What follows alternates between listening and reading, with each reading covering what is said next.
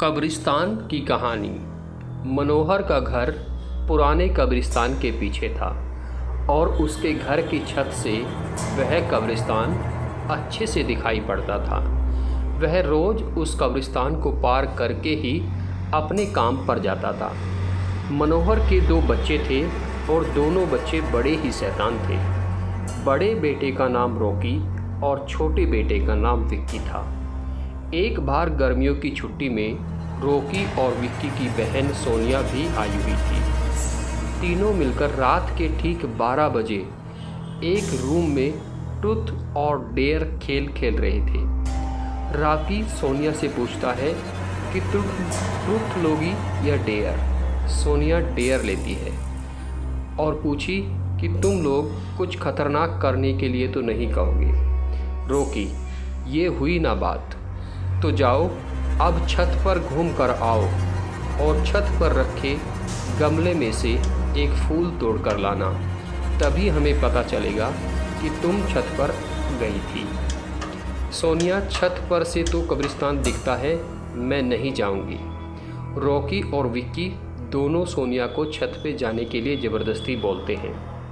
सोनिया छत पर जाती है और जैसे ही गमले में लगे फूल की तरफ बढ़ती है तभी उसकी नज़र कब्रिस्तान की ओर पड़ती है। कब्रिस्तान में एक बड़ा सा सूखा पेड़ होता है।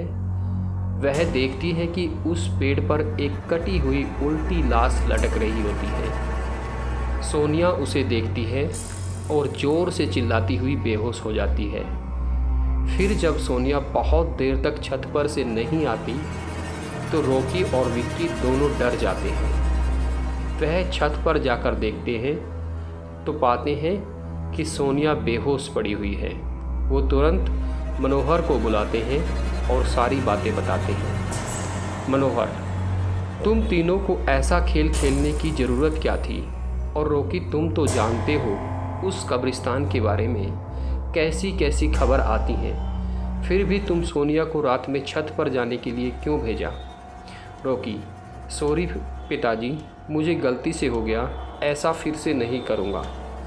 मनोहर, फिर दोबारा ऐसा काम किया तो तुम दोनों को उसी कब्रिस्तान में छोड़ाऊँगा। अच्छा सोनिया बेटी, ये बताओ तुमने वहाँ ऐसा क्या देख लिया कि तुम वहीं बेहोश हो गई? सोनिया सहमी हुई, डरी हुई हालत में मनोहर को सारी बात बताती है और उसने कहा कि मैंने देखा कि कब्रिस्तान में एक उल्टी लाश लटकी हुई थी।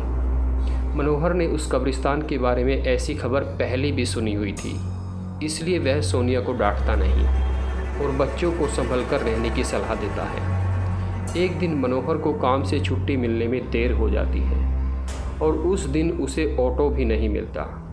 वह पैदल ही घर की तरफ चल पड़ता है।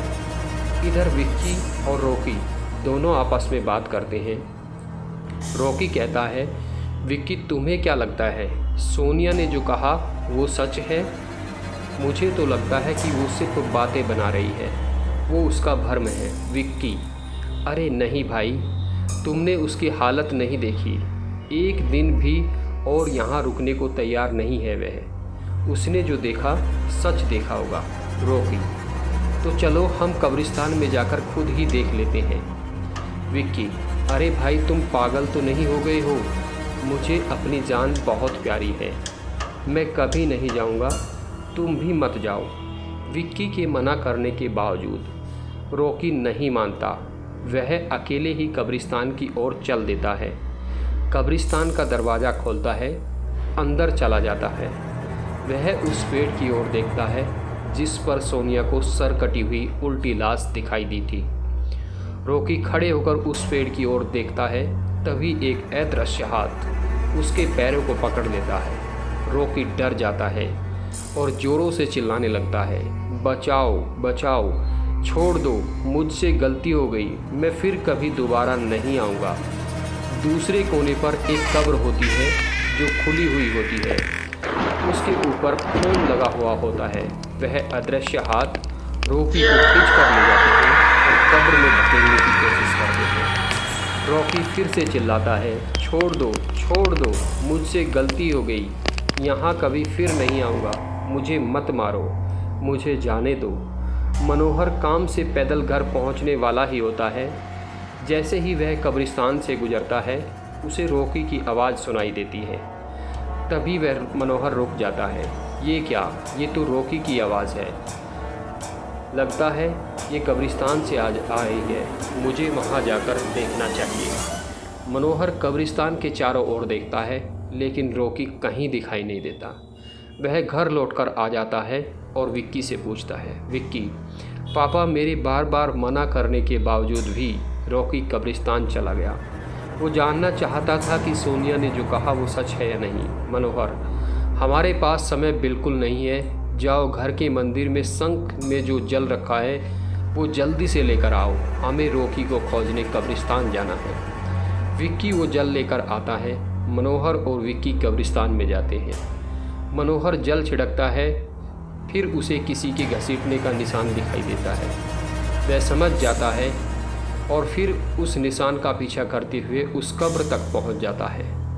मनोहर कब्र के आसपास वो जल छिड़कता है। कब्र से अजीब अजीब सी आवाज़ आती है। विक्की बहुत डर जाता है। मनोहर, मुझे लगता है कि शापित प्रेत आत्माओं ने रॉकी को इस कब्र के अंदर कैद कर लिया है। हमें जल्द ही इसे निकालना होगा।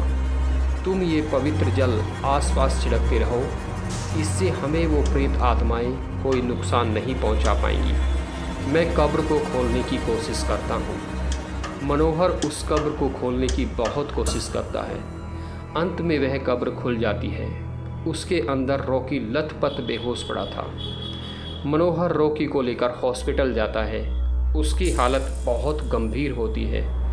उस दिन के बाद मनोहर उस घर को छोड़कर शहर से दूर एक दूसरे घर में अपने परिवार के साथ चला जाता है और फिर कभी उस कब्रिस्तान के पास से नहीं गुजरता।